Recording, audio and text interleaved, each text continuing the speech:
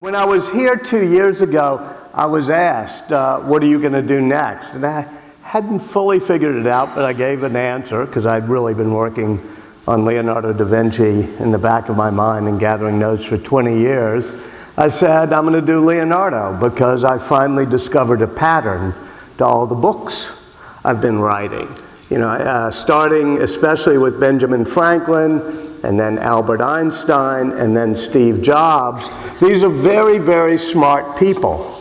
But it occurred to me, and it certainly occurred to me when I went to the Aspen Institute, that there are a lot of smart people in this world. And they're kind of a dime a dozen, and they don't usually amount to much. What matters is being creative, being imaginative, thinking out of the box, or as Steve Jobs would say, being able to think different. And I realized that the people who did that, sort of Chicago types, people who care about industry, about engineering, about science, and also the arts, and of course, the humanities. They cross all of those disciplines, just like Benjamin Franklin did, who loved every single thing about nature and the whirlwinds and discovers the Gulf Stream and electricity, but also as a great humanist and publisher and writer. And even Einstein, who when he got stymied with the equations of general relativity, would pull out his violin and play Mozart, saying that Mozart connected him with the harmonies of the spheres. After I did Ben Franklin and Einstein, I got a call from Steve Jobs, who said, "Do me next." Yeah, that was my reaction, and I said, okay, sure, but wait 30 years until you retire. It was shortly thereafter it was explained to me that if I was going to do Steve, I had to do him now. He hadn't said he was sick, but he was keeping it a secret. But then I realized that he too was somebody who stood at this intersection.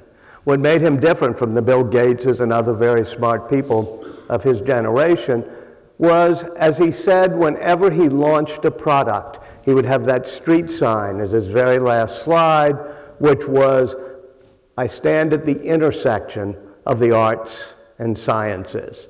Those who can combine the humanities and engineering are going to be at the intersection where creativity occurs. And he told me, as did Gates, as did my wife Kathy, who studied in Florence when she was in college, that the ultimate of that was Leonardo da Vinci.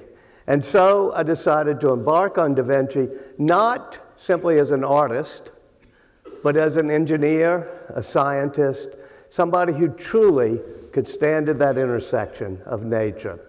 He had the great good fortune to be born here in the town of Vinci, out of wedlock. Had he been legitimate born, he would have been a notary like his father and grandfather and great-grandfather and great-great-grandfather were. And as much as I love Leonardo, he would have been a horrible notary. He kind of thought different. He liked to think out of the box. This is not really a talent notaries are supposed to have, especially since Leonardo loved the conception more than the execution. And there were times he didn't cross his T's and dot his I's. But as a young kid in Vinci, he didn't get to go to school for that reason, because he was illegitimate. And so he became what he called a disciple of experience, somebody who had to teach himself everything there was to know about nature. So in the streams around Vinci, he would put little pebbles and rocks and watch how the water flowed and how obstacles cause it to ripple and to swirl. And he would look at all the patterns of nature like that, like swirling leaves and curls of hair and little whirlwinds of air. When I saw this in his young notebooks, it reminded me of Ben Franklin. He used to ride up and down the east coast of America, creating the postal system, and with his horse go inside of whirlwinds and little windstorms that he found to measure exactly how the swirls worked. He also loved light and shadow, and his early sketches show luster and how curved objects form shadows. So when he was 12, his father brought him to Florence, where he could be apprenticed to the artist artisan, architect, and engineer named Verrocchio, who had one of the 4 or 5 great studios in Florence. Now, Florence was a very cool town back then. It was, in some ways, like a Chicago, in which art and engineering were combined, partly because of the growth of commerce.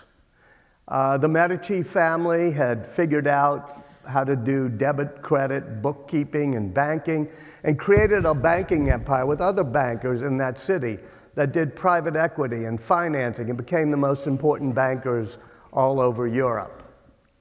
They also were very tolerant as a city. There were people who had come in from the fall of Constantinople in the late 1400s. Leonardo, who had been born in 1452, moved there in the 1460s when he was about 12 years old. And that's when they were bringing Constantinople, the Arab world, all the mathematics, but also people who were chemists and jewelry makers, were working with cloth makers and architects and artists and artisans, creating new ways to do fabrics, new ways to do perspective, new ways to do engineering. Famously, you have Brunelleschi, who creates the dome of the church when Leonardo is a small kid. And what Verrocchio's firm is commissioned to do, and Leonardo is one of the little kids working on it, is put the copper ball up there on the top. A feat of great engineering, but it also meant focusing the rays of the sun in order to solder the copper. Throughout his life, in his notebooks, Leonardo is saying, remember how we curved the rays of the sun, how we refracted them in mirrors, how we created the soldering to make the copper ball on top of the domo. We know exactly what he looked like as a young kid. He was incredibly good looking. All of his contemporaries talk about his well-proportioned body, his beautiful curls, the grace with which he walked. And Verrocchio was turning out in his studio a lot the statues of David. And here is Leonardo, sketched by another person in the studio, posing for that statue of David. And here's Leonardo's face. He does it in one of his early paintings, as we shall see, where you usually put the face of the artist. So with that curly blonde hair, well-proportioned body, that sort of looks that we so associate with Leonardo, there he was in Verrocchio's firm. Now, the main thing that Verrocchio was doing at the time, and Leonardo's first real job, was not as a painter, and not even soldering copper balls, but creating costumes, scenery, devices, props for theater pageants. Because the Medici, and later when he moves to Milan, the Duke of Milan, they put on every evening grand public pageants as well as plays in order, it was their entertainment. You know, there was no movies or television back then. This is Leonardo's first major drawing, and everybody's wondering, why did he draw that? Well, I've found in the notebooks and in Verrocchio's studio and other places that these were all the costumes that were done for the visit of the new young would-be Duke of Milan. And so we see the mixture of scientific observation with Leonardo studying the bird wings as he had done in Florence, but also turning them into the swirls that he loved, and dragon's wings and roaring lions and everything else, because he loved to mix fantasy and reality. And a good example of this was the props that he used for the play. People say, well, he invented the helicopter, didn't he? Isn't there that famous drawing of the aerial screw? Well, yes, but it begins as a device for the theater to bring the angels down from the rafter in a play called Danae. And so we see in his notebooks all the scenery designs for that play and all the ingenious devices he invented. But as I said, he loved to blur the line between imagination and observation, to blur the line between fantasy and reality. Something we should nurture, because we had that as kids, and we should nurture it in our kids, which is, remember, you can daydream, you can indulge fantasy, indulge mystery. Because when he does, he decides, okay, I might try that in real life. And as you know, he goes on to try to build a whole variety of gliders and self-propelled flying machines. He also helps with Verrocchio's paintings. This was done by Verrocchio, but Leonardo paints the background and the angel here. There's something unusual about the angel that Leonardo painted. Unlike most figures at the time, it feels three-dimensional. It's turning. There's a twist in the body. He's just landed. He's got the beautiful curls of the face, and there's a deep expression, as if he is thinking something, as if he's having deep emotions that are expressed by his outward gestures and expressions. On Verrocchio's angel here, about the only emotion you see is, how did I get next to this more beautiful angel suddenly? But you also see what Leonardo has started, and in the end we'll see it over and over again, which is how do we connect to the world around us? How do we feel holistic? And he does it through the metaphor of the rivers, like the ones that went through Vinci into the Arno, the curling rivers from the eons of time, curling and connecting to the bodies and the veins of humans. As he wrote over and over again, the rivers are the veins of the earth, and they connect us through our veins of our body. And he even found different laws of branching so that he understood how tributaries of rivers and branches of our arteries had the same mathematical properties. And there was something spiritual about the connection of us to nature. So you see the River Jordan coming from the eons of time, and here even very specifically with John the Baptist pouring it over Jesus and through him connecting to the body of Jesus. And right here, as the water ripples past the ankles of Jesus, you see so scientifically perfectly how the ripples form swirls as they hit the rocks, how the rocks are perfect layers of sediment, because Leonardo has studied that as a kid, and this is scientifically great as well as spiritually meaningful. John was telling me backstage that he admired Ginevra da Vinci, so I put her in. This is a painting, the only painting in a museum in North America, which is an early portrait, one of the first paintings that Leonardo does when he's still in Florence, still apprenticed. And it's a beautiful painting. We see how Leonardo has loved the notion of light hitting curved objects, forming blurred lines and shadows, and luster, which is sort of the sparkle of light. When it hits something shiny, he's even started writing in his notebooks how when you move your head, a sparkle will move, but the shadow moves differently. So he's getting three-dimensionality by understanding how light plays. And of course, as always, there's the river flowing from the eons of time into Ginevra da Vinci. This is a good painting, but the expression and the emotions don't quite capture you. The smile tries to be a bit mysterious, but it's not really as captivating. In other words, even though this is a cloth merchant's wife in three-quarter profile, it's not the Mona Lisa. However, it is clearly the work of the young kid who would eventually go on to paint the Mona Lisa. Many people who write about Leonardo, especially Kenneth Clark and other great art scholars who approach him through his art mainly, say what a shame it was that he wasted his time doing geology and flying machines and anatomy and math and all these other things, because he could have finished more paintings if he hadn't.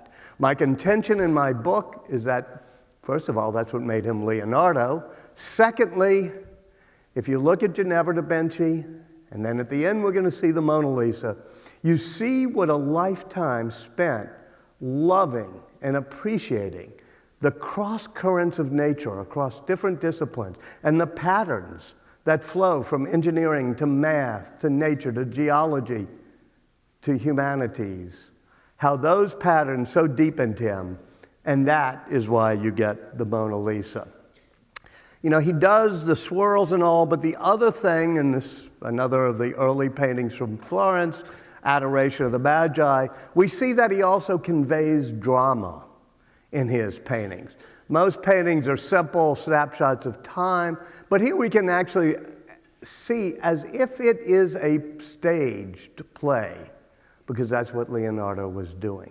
Second king presenting his gift, the first king bowing down, having done so, Joseph somewhat in surprise, and each, in this swirl that goes here, each person's emotions affecting the emotions of the person next to them, each person's shadows affecting the person, and then the reflections from their bodies into the shadows. It's a very complicated painting. In fact, so complicated that Leonardo gives up on it. It's just been restored at the Uffizi, but it's an unfinished painting, like many of his paintings. And we'll see that as a pattern. If he can't perfect it, he doesn't put it out. He likes the conception, sometimes more than the execution. And another painting from his very early days in Florence,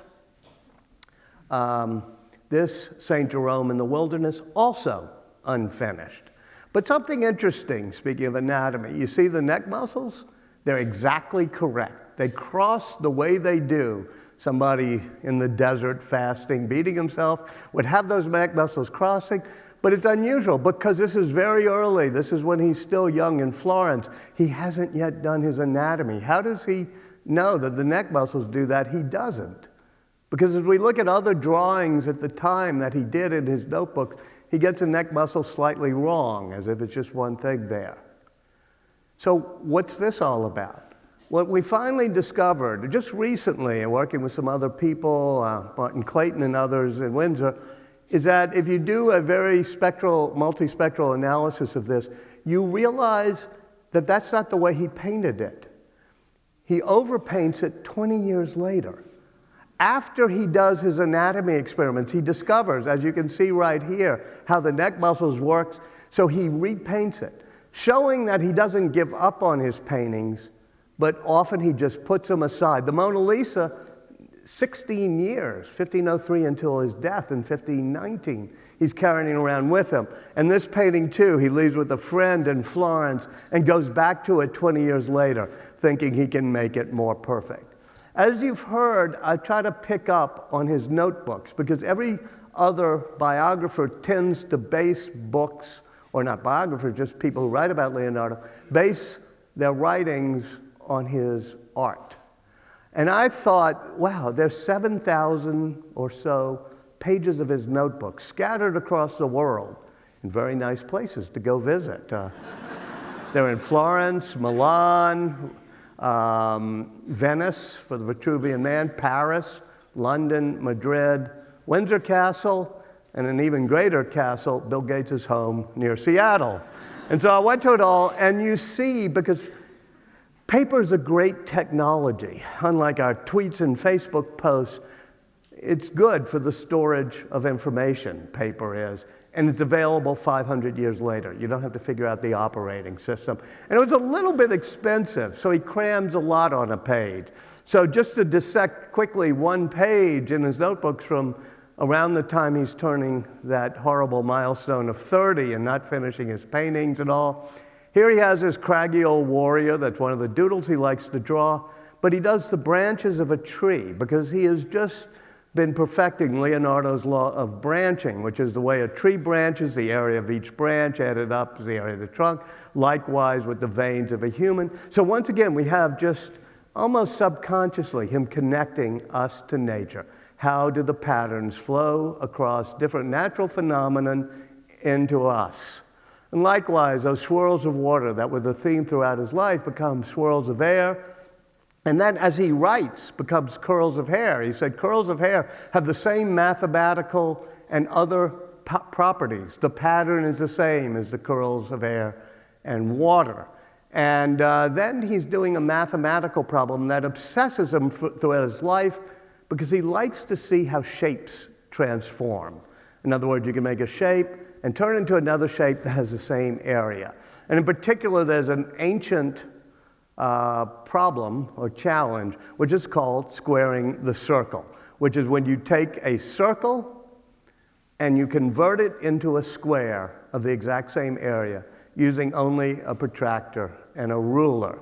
It is very difficult, in fact, almost impossible to do since pi is a very irrational number. But throughout his life, Leonardo tries geometric ways to visualize that. And finally, what I love on this notebook page is the list of things he wants to learn. It's on almost every notebook page. Why is the sky blue? Something that was in Einstein's notebook page. The type of questions you and I asked ourselves when we were kids, but when we outgrew our wonder years, we stopped asking. Why do people yawn? Is the muscle that moves the eyebrow the same as the one that moves the lips? How do they walk on ice in Flanders? Go ask a friend of his how to make a measurement to figure out the size of the sun. All of these things, day by day, are in his notebook. And finally, one of them was, describe the tongue of a woodpecker. I went, huh? I mean, who wakes up one morning and says, I need to know what the tongue of a woodpecker? How would you even know? I mean, you get a woodpecker and open its mouth? He didn't need it to paint a flight of birds. He didn't need it for painting or a flying machine. He needed it because he was Leonardo. Over and over again, he's asking those simple questions, not because it's useful, but because he wants to know everything that he can possibly know about everything that can be known, because he believes in the beauty of the patterns of nature. So it's curiosity for its own sake, something that when we asked why over and over again as a kid, we understood, and sometimes we forget about it today. And then finally, at the very end, there's a little thing about how to boil certain types of nuts and their husks in oil and apply it to your hair as a, as he put it, tawny, meaning sort of blondish hair dye. Wow, he's human. He's turning 30. He's a beautiful guy with the golden locks. And he's worried about going gray. I love it. And as I said, he was a bit of a misfit in Florence. He was illegitimate. He was left-handed. He was gay. He was somewhat heretical. And yet, he's totally accepted in Florence. This is his boyfriend for companion for much of his life, nicknamed Salai, the little devil. And we'll see over the course of the notebook, Salai aging, but still having the beautiful curls, as one of the contemporaries of Leonardo said, the curls in which Leonardo so luxuriated. But at age 30, when he's met Salai, when he's not finishing his paintings, and by the way, those two paintings I showed you, St. Jerome and the Adoration, both of those contracts for those paintings with the churches he was supposed to paint them for were notarized by his father. So we can start to imagine what happens, those of us who have 20-somethings as a kid, and there's like, okay, what are you doing now? Have you finished that? There he is, not finishing his work, having gotten arrested once for sodomy, but released because, as I said, it was a pretty tolerant town. And all these things, he decides it's time to leave Florence. And he's part of a cultural delegation that the Medici, Lorenzo de' Medici, sends to Milan, because Florence did not have a great army, and its influence among the Italian city-states was mainly because of cultural diplomacy, what we call soft power now. And so in 1482, as Leonardo's turning 30, the Medici send a delegation to the Duke of Milan, and it's led by a playwright and a poet who's a cousin of the Medici, has many people in it, and among them is Leonardo, who goes as a musician because he's invented and manufactured new types of lira da bracca, which is sort of like a violin, a lyre for the arm, in the shape of a horse's head. But when he gets there, he doesn't want to come back. And he writes a letter to the Duke of Milan. It's a job application, and one of the coolest job applications ever. It's 11 paragraphs long. Once again, we have the draft in his notebooks. We love notebooks. And he numbers each paragraph, and the first 10 paragraphs are all about his engineering skills. He says, I can make weapons of war. I mean, here's some that he drew. He says, I can build great public buildings. I can divert the course of rivers. I can do hydraulic engineering. Only in the 11th paragraph does he say, I can also paint. And so we see him trying to sell himself not just as an artist or even mainly an artist, but somebody who can do anything that connects engineering, artisan, architecture, and the arts together.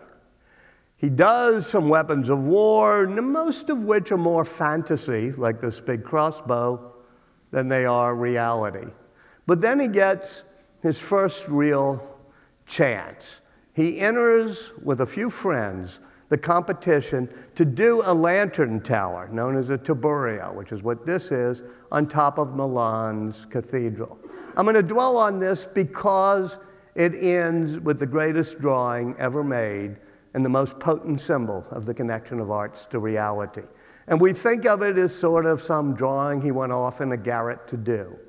But what this shows, and all of what Leonardo's life shows, is that creativity is actually a team sport. It was collaborative. He had friends. He worked with his friends at the castle in Milan, architects, mathematicians, Luca Pacioli, who was helping him square the circle. So many other people become his friends, and so 4 of them work together on church designs, and they believe pretty strongly that simplicity is the ultimate beauty, like Steve Jobs would say. As you may notice, and those who have been to Milan certainly have seen it firsthand, this is not simple. In fact, it's not really beautiful. It's kind of grotesque, this church. But they design a Tiburio that's very simple. That's a square with a circle inside of it going up straight as a lantern tower. Now you may be puzzled because, no, that's not it. The authorities decided to build a Gothic Tiburio, and Leonardo's group did not end up winning the competition. But Leonardo and his friends sort of bond together, and they become interested in church design. Donato Bramante was one of his closest friends. He called him Donino, along with Luca Pacioli, the mathematician, and Andrea Di Giorgio and others. They were all friends. We happen to know what they look like because Bramante painted a painting, and that's Bramante, balding and round-faced, as he said. And this, of course, is Leonardo. We've seen the long curly hairs, blonde, tawny blonde, maybe slightly dyed tawny blonde. Nice chiseled face, and as they put it, the well-proportioned, graceful, muscular body, and the pink and purple, because he always wore pink and purple robes. And just to make sure we know it's Leonardo, you can't fully see it here because it's cut off. Here are his notebooks, and they're done in mirror script, the way Leonardo did, from right to left, because he was a left-hander, and he wouldn't smudge the ink if he wrote across the page. So there's no doubt, since we have his little notebooks, and the ones I showed you are in mirror script, and here's one there. So that's him and Bramante, and they do church designs that are simple. They tend to involve circle and squares, that pattern that they love. These are all Leonardo's drawings. And as you can see, they're geometrical circles and squares, but the proportions done right. And they read a book that has been rediscovered called Vitruvius's 10 Books on Architecture. The Renaissance, as you know, was called the Renaissance because it was the rebirth of classical knowledge. If you've read The Swerve by Stephen Greenblatt, you know that the rediscovery of Lucretius's poem or Cicero's orations all happened in 1450 to 1500 to give birth to a Renaissance. And one of them is this classical book on architecture by Vitruvius of the 1st century BC, and he talks about the proportions of a man. Leonardo, being somebody who believed in his own experience, instead of going through all of Vitruvius's listings of the proportion, does his own measurements on his own apprentices and assistants. He does everything from the chin to the lips to the nose to the eyes, has all the measurements, and then makes his apprentices do it standing up, sitting down, and moving. So he can do all of the proportions of a human as he reads Vitruvius. He also has geeked out totally. I mean, he's kind of obsessive. He's hundreds of drawings of him trying to square the circle. Like, okay, the shaded area here, these are called lunes. This was one way Euclid tried to do it, over and over again, squaring the circle. And they go to Pavia, right near Milan, and there's a church being built that's their type of church. It isn't Gothic, it's simple, and it's well proportioned. And at the castle in Pavia is a copy of one of the great manuscripts of Vitruvius.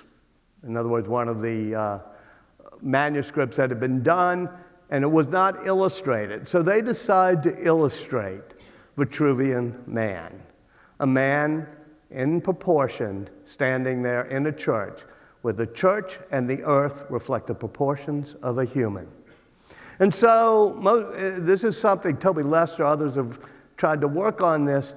You know, we found, and I found, different drawings that his friends did. They're all doing it in 1492, in July. They go to Pavia in June, and in July, they're doing drawings of what Vitruvius had described. Giacomo d'Andrea, Andrea di Giorgio, these are the, Bramante, these are the friends doing the drawings. They describe one of them. We even know the date of a dinner in which they were discussing it because it's in July 1492, and Leonardo brought his young companion Salai, who, being a little devil, broke a plate and spilled red wine, which Leonardo records in his notebook. So they're all doing this drawing and trying to make sure that Salai doesn't mess it up. And then Leonardo does it. Now you notice something different here, right? This is a work that is just in a different league from the other people trying to do Vitruvian man with him. First of all, it's perfectly proportioned. We even see the foot turn so that each and every proportion here, and he does it in the notebooks, describes it, says as Vitruvius teaches us, here are the proportions. But one of the things I noticed was, having looked then at Vitruvius, it wasn't what Vitruvius said, it was the measurements that Leonardo had made. He had corrected Vitruvius, but he gets this scientifically exact. It is a work of great science. But as you notice, it's also a work of unnecessary beauty. I mean, there's really no reason. Go back to what his friends were doing, all these stickmen. He is doing it with the perfect left-handed, cross-handed shadows and hatchings that make this an unnecessarily beautiful man standing in the circle and the square. And look at the face carefully, and then go remember everything we've learned about Leonardo at the time, which is, that's him. It's a self-portrait. It's him standing there amid the earth and the universe and the spirit of the church saying, how do I fit in? And so this is why I think it's the greatest drawing and the most symbolic drawing ever done. I remember going to Venice. It's on the 4th floor of the Academy. It's not really available. You can't see it because they haven't put it out for more than 10 years because light would make it fade. But, you know, I talked my way into it, and Kathy and I and our translator are there. If you look at the book, at the author photo, you see me hovering over Vitruvian man. And when you see it in person, the sharpness and incision as he presses into the paper with the square and the circle and the protractor point right there, you realize you're in the presence of the hand of the master. And that he has done it with the brilliant proportions, like Vitruvius said, of having the navel in the center of the circle, but the genitals are at the center of the square, which means the square and the circle have the same base, but he realizes make the circle go higher than the square.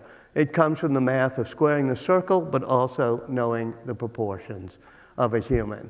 And so he gets involved more and more in anatomy. Initially, to get the proportions of the human right, but like everything Leonardo does, he soon is doing it for curiosity's sake. He's also doing it where he mixes art and science.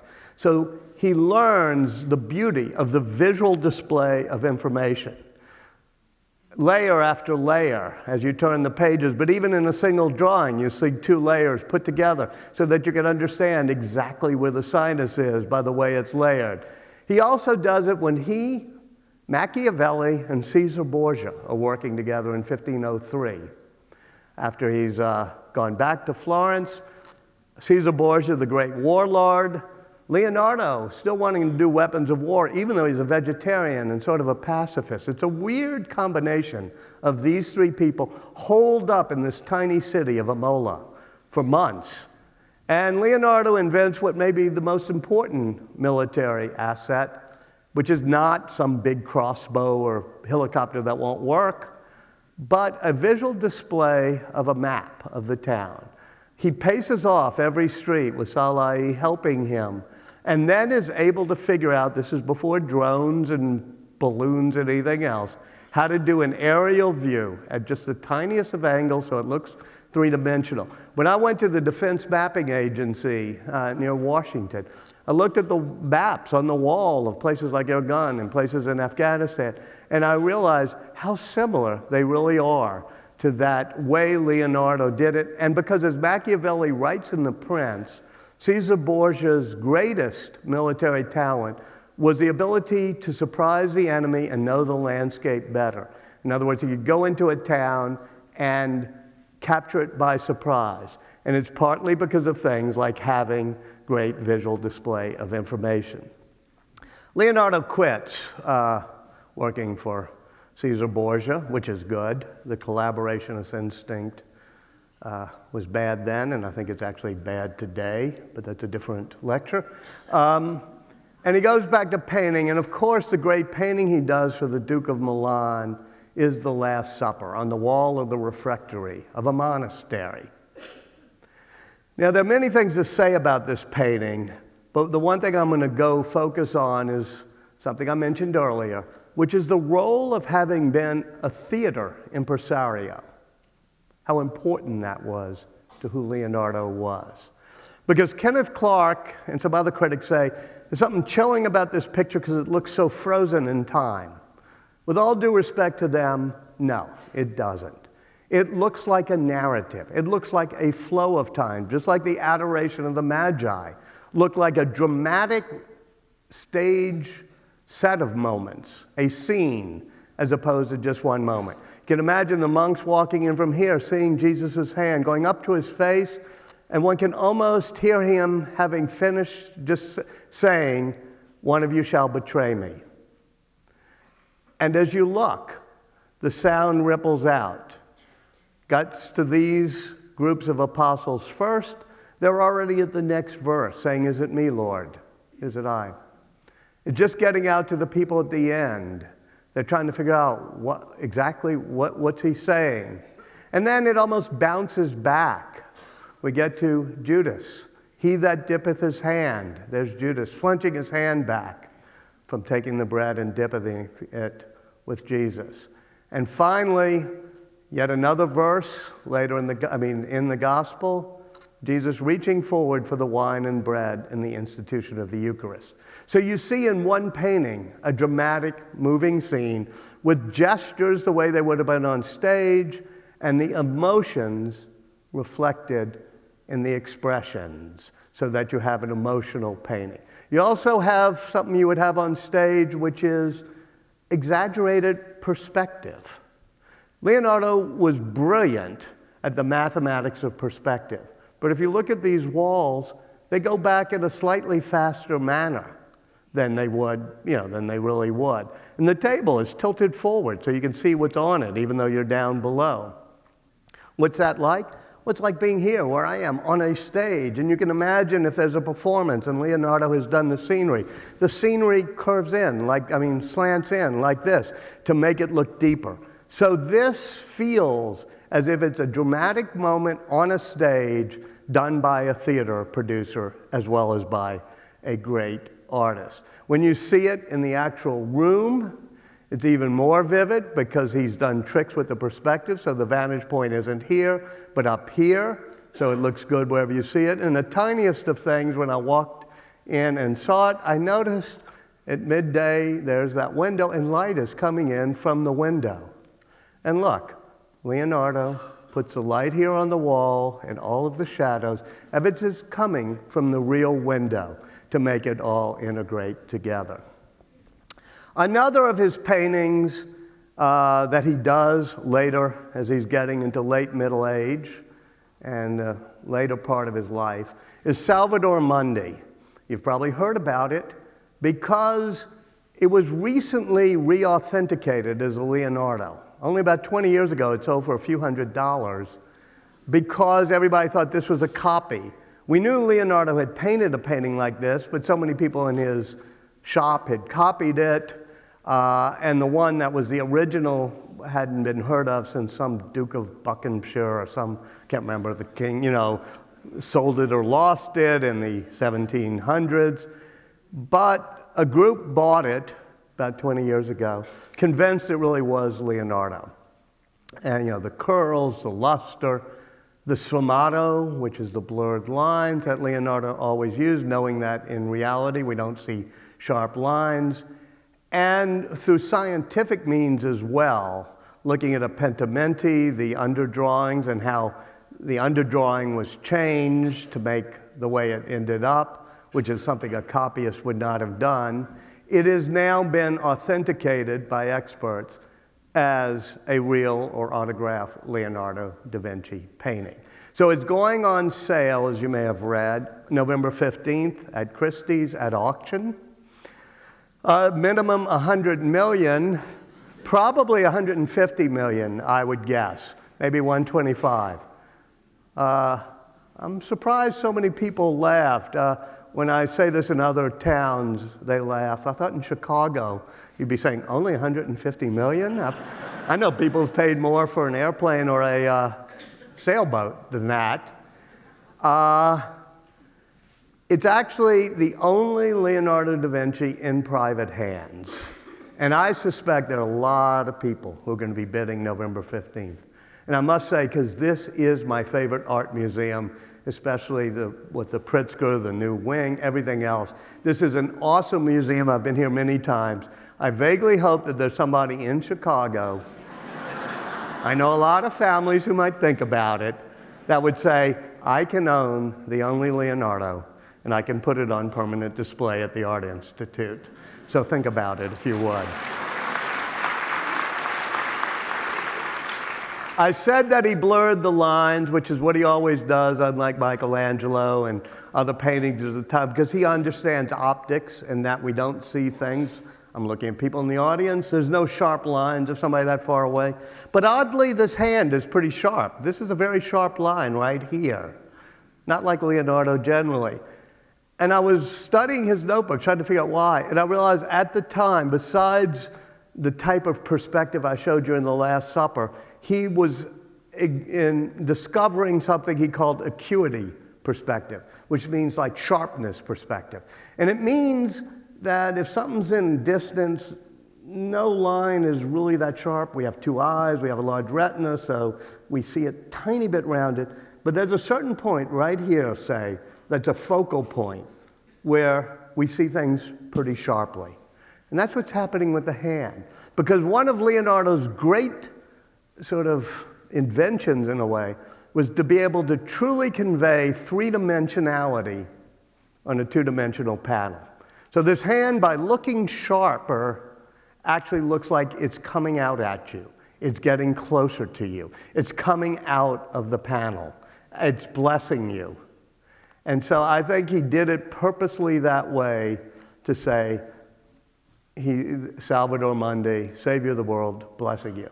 But another scientific thing that's odd, this is a solid crystal orb. You can even see the inclusions, the tiny white dots that are done scientifically perfectly. But there's something weird about this. If you can imagine a solid piece of crystal, I don't know, I'll take just a bottle of water, anything like that, goblet at home, and you look through it and you put your finger there or whatever, it's distorted by the crystal or the glass of water. It refracts. It's even slightly upside down is the way it should be if you look through a lens or a round ball that's solid. And yet the robes of Jesus are totally undistorted. They're exactly right. Why is that? Well, nobody seemed to have noticed it. I have a whole section of it on this whole painting, and especially this in my book, not knowing it would go on sale. So it's now become the subject of the news articles about the sale, because people say, well, how could he have painted? Maybe it wasn't Leonardo or whatever. No, it was Leonardo, but there are three explanations. One is that he didn't realize it would have distorted. This is not right. Leonardo at the time was studying crystal for Isabella d'Este, the richest woman in Italy, helping her buy crystal, so he knew everything about crystal, including the inclusions. Secondly, he was doing his optics experiments, lenses that would bend light, concave mirrors that would become soldering, even writing. Remember how he did it with the copper ball on top of the cathedral in Florence. So he knows all about light refraction. So the second explanation is he knows it should refract and distort the robes, but he realizes if he paints it that way, it'll be distracting, people won't like it, it'll be ugly, it'll be, head snapping. So he decides not to do it scientifically accurately, just like in the Last Supper, he does some tricks of perspective. And that's sort of the explanation that makes the most sense. But there's one more explanation, which in some ways appeals to me, which is he knew it would diffract and distort. And he actually knew the viewers, some of them at least, would know it. But this is Salvator Mundi, the Savior of the world, and he wants to show the miraculous quality of Christ's stewardship of the world and that nothing is distorted. And so he wants to show the miracle part of it.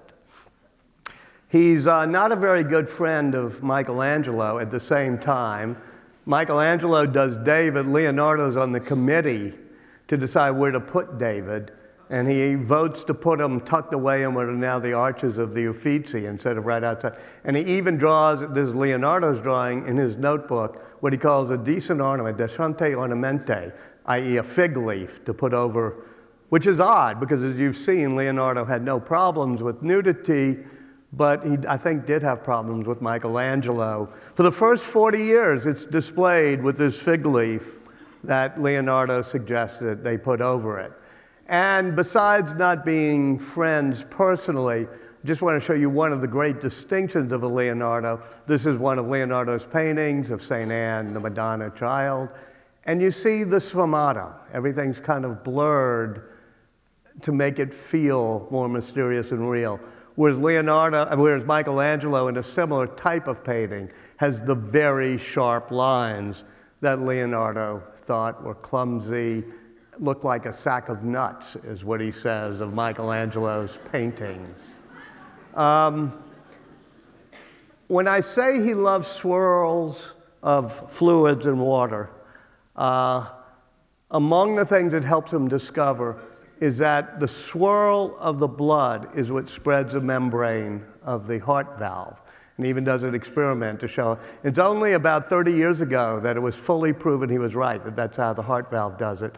But the sweet thing is, like on the 15th page of heart drawings, he draws one more and then decides to draw Salai around it, a very human sort of thing.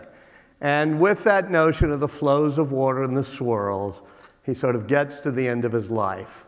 But there's one great painting that culminates it all, one in which he's taken his scientific discovery that the center of the eye sees detail, but the edges of the retina see shadow and light. He's dissected the lips and mouth on many, many pages, every muscle and every nerve, and on the last page of the mouth dissection, he starts sketching in chalk what will be the most famous smile ever painted.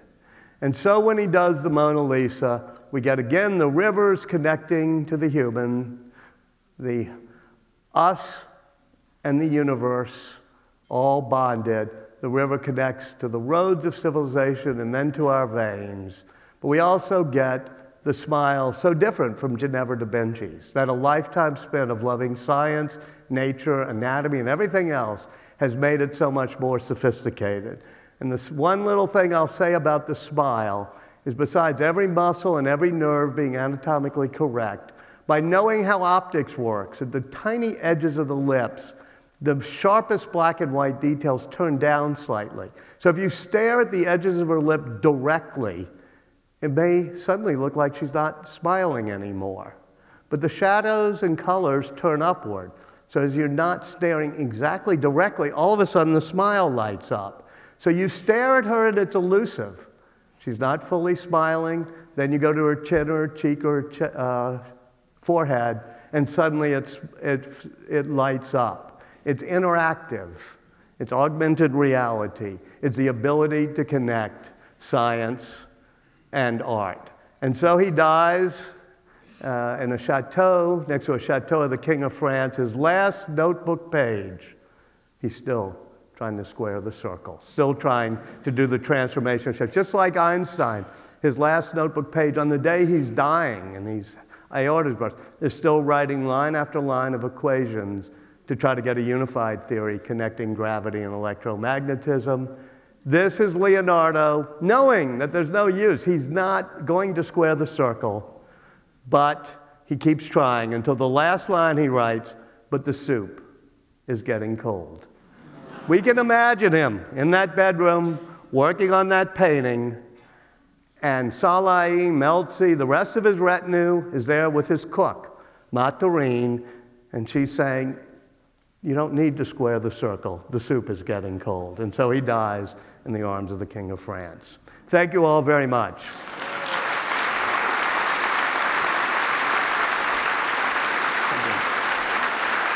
So we have time for just a few questions before I'm sorry, Walter I want one or two questions. I'm happy to do it. Thank you. Just raise your hand, scream, shout, turn up the lights. This side? You have somebody? I can't quite see, but stand, yes. Stand and deliver. Yes. Have all of Leonardo da Vinci's notebooks been put online so scholars can study it? No, and they should be. I will give Bill Gates credit. He's working very hard to do the Codex Leicester, which is one notebook that he owns. It's only about 40 out of 7,000 pages, but he's doing new annotated translations. It'll be online next year. Most of the notebooks are not online. Some are.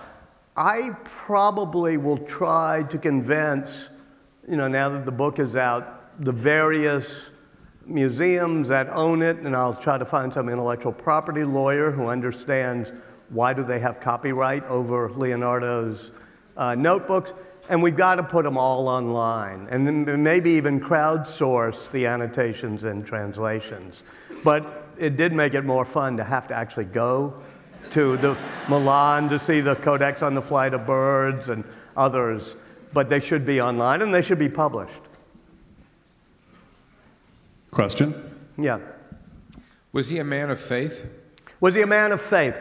The Catholic Church was losing its grip a little bit in a time like that, other than when Savonarola comes in with a bonfire, the Vanities backlash.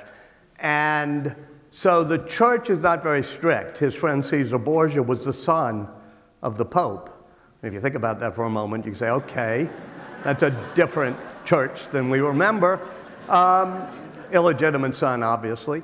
So Leonardo questions the received wisdom of the church.